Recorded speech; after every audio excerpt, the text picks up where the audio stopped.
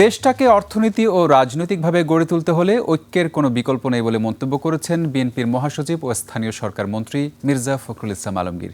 Bangladesh apparels garments manufacturer association আয়োজিত অনুষ্ঠানে তিনি বলেন, বিগত দিনে বিপুল পরিমাণ অর্থ দেশ থেকে পাচারের কারণে বিরাট চ্যালেঞ্জের মুখে সরকার।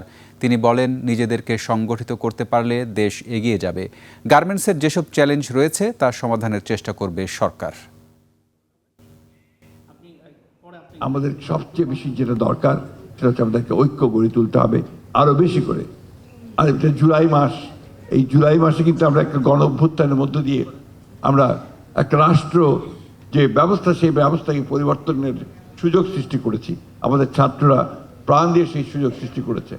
সুতরাং এই সুযোগ যেন এবার আমরা না হারাই, আমরা যেন এটার উপর ভিত্তি করে আমাদের রাষ্ট্র কাঠামোকে সঠিকভাবে গণতান্ত্রিক পদ্ধতিতে নিয়ে যেতে পারি, একই সঙ্গে আমাদের রাজনৈতিক কাঠামোকেও যেন আমরা গণতান্ত্রিক পদ্ধতি নিয়ে যেতে পারি।